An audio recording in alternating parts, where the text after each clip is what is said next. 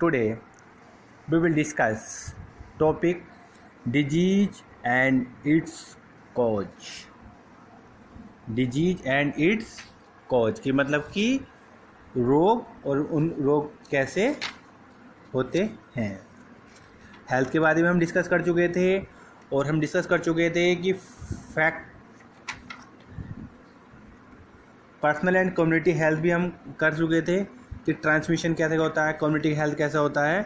आज हम बात करेंगे disease and its cause. Any condition which impair the health और interfere with the normal function of the body due to the one of the another reason. कि अगर हमारे शरीर में नॉर्मल फंक्शनिंग में कोई भी प्रॉब्लम होती है due to the other reason, किसी कोई भी रीजन हो, तो हम उसको क्या कहते हैं, कॉल्ड डिजीज. एक disease can be also be defined as a disorder और deviation in the physical and physiological and any other function of body और mind. It may be caused other due to the nutritional deficiency, genetic disorder, pathogenic invasion and any other reason. Disease को हम classify भी कर सकते हैं, define भी कर सकते हैं कि हमारी बॉडी में कोई भी डिसऑर्डर होना, डेविएशन होना in physical and physiological and any other function. हमारी बॉडी में अगर कुछ भी प्रॉब्लम हो रही है, कुछ भी चेंजेस हो रहा है, चाहे वो क्या हो, हमारा जेनेटिक डिसऑर्डर हो, पैथोजेनिक इन्वेशन हो या कोई भी रीजन हो, तो that is called disease.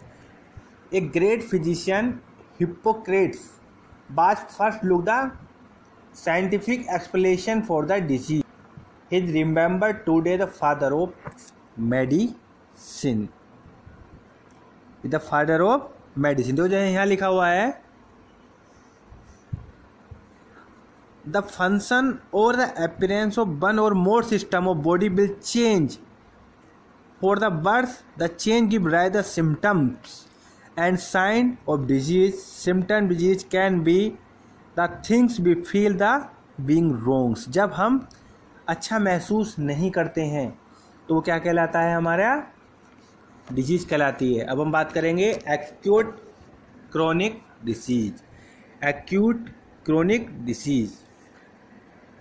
The manifestation of disease will be different depending upon the number of factors. One of the most obvious factor is the duration. Some disease last for only very short period of time, such as disease which come rapidly are called acute disease. Cough, common cold. On the other hand, certain disease such as hepatitis, TB, etc. last for very long time and could be dangerous are known as chronic disease. तो वो disease दो type की होती हैं. एक तो जो long lasting चलती हैं, एक तो रहती है कि जो बहुत शॉर्ट पीरियड के लिए, जैसे जुकाम हो गया, बुखार हो गया, खांसी हो गया, तो ये क्या कुछ टाइम बाद ठीक हो जाते हैं, तो इन्हें हम कहते हैं एक्यूट डिजीज. बट कुछ डिजीज है टीबी. जो टीबी होता है वो होता है बैक्टीरियम, माइकोबैक्टीरियम ट्यूबरकुलोसिस के द्वारा होता है, और जो हमारी हेल्थ के लिए बहुत हानिकारक भी होता है, और ये लॉन्ग लास्टिंग रहता है, बहुत मतलब कि इसके लिए बहुत लंबा टाइम पीरियड होता है इसका ठीक होने में. तो इसे हम बोलते हैं क्रोनिक डिजीज. अब बात करते हैं chronic disease and poor health. Acute and chronic disease have a different effect on the our health. मतलब कि हमारी बॉडी पे कोई ना कोई चेंजेस आ जाता है. As stated earlier, any disease called malfunctioning और deviation from the normal working of any body organs. इसमें क्या है कि हमारे की बॉडी ऑर्गन्स में कुछ भी चेंजेस आ जाता है. All the body organs are dependent upon the each other functionally. That why malfunctioning body organ will affect the general health. अगर हमारे बॉडी के किसी भी ऑर्गन में कोई भी इम्पैक्ट पड़ता है तो उससे क्या होता है, फाइनली हमारी हेल्थ प्रभावित होती है. या क्या होता है कि हमारी हेल्थ इफेक्टिव होगी. The acute disease are short live. जो एक्यूट डिजीज होती हैं वो शॉर्ट टाइम से रहती हैं. But that is why these disease will be not have time cause the major effect of the general health. मतलब कि इसमें हमारी हेल्थ को कोई जनरल इफेक्ट नहीं पड़ता है. On the other hand, chronic disease last for a very long time. Such disease have a long term bad effect on the general health. इसमें क्या होता है कि हमारी हेल्थ पे बहुत लंबा प्रभाव पड़ता है, बुरा प्रभाव पड़ता है, To make a concept very clear, let us try to differentiate between the acute and chronic disease. Acute disease क्या होती हैं? Last for few days. Chronic disease long lasting होती हैं. और इसमें क्या होता है? Acute disease में हमारे there are no bad effects on the our general health. इसमें हमारी हेल्थ पे कोई ज़्यादा प्रभाव नहीं पड़ता है, बट क्रोनिक डिजीज में ज़्यादा प्रभाव पड़ता है. अब बात चलती है टाइप्स ऑफ डिजीज. अब डिजीज के टाइप लिख देंगे हम. तो इसमें क्या होता है? कॉन्जेशनल डिजीज एंड एक्वायर्ड डिजीज. जैसे हीमोफीलिया हो गया, कलर ब्लाइंडनेस हो गया. और एक्वायर्ड होती है communicable and non communicable. Communicable क्या होती है? जो एक आदमी से दूसरों में फैलती है, उसे बोलते हैं कम्युनिकेबल. एंड जो नॉन कम्युनिकेबल होती है, जो एक दूसरे से नहीं फैलती है, तो बोलते हैं नॉन कम्युनिकेबल. जैसे स्मॉल पॉक्स हो गया, रिंग वॉर्म्स हो गया, मलेरिया हो गया, टीबी हो गया. जैसे deficiency disease, scurvy, rickets, anaemia.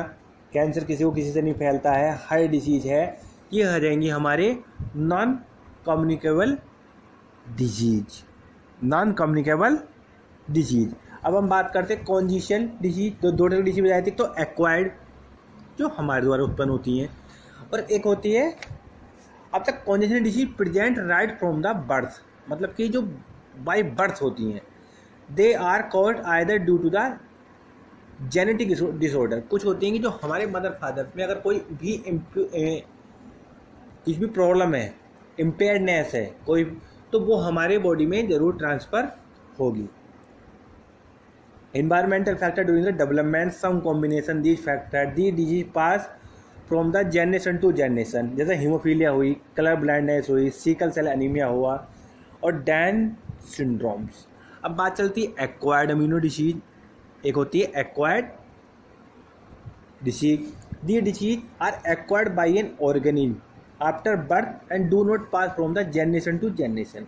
देखो, एक डिजीज होती है जो जनरेशन टू जनरेशन ट्रांसफ़र होती रहती है जेनेटिकली, बट एक्वायर्ड डिजीज क्या होती है? बाई बर्थ नहीं होती, after birth, acquired by the micro organism. अब क्या होती है? ये भी टू टाइप्स की होती है, कम्युनिकेबल एंड नॉन कम्युनिकेबल. अब नॉन कम्युनिकेबल क्या होती है? कम्युनिकेबल क्या होती है कि जो ट्रांसफ़र होती है, एक आदमी से दूसरे में ट्रांसफ़र होगी, उसे बोलेंगे कम्युनिकेबल. एंड नॉन कम्युनिकेबल जो ट्रांसफ़र नहीं होती है, इसे हम क्या कहेंगे? ट्रांसफ़र नहीं होती है. अब communicable for the infection. Communicable disease are the always caused by some pathogens. Disease producing organism. The disease always spread from infected healthy person, various pathogen and the common disease caused by the जैसे virus, bacteria, ricket, fungi, बॉम्ब्स. अब आती है pathogenicity. अब देखो, ये infection and non infection cause. Infection and non infection cause.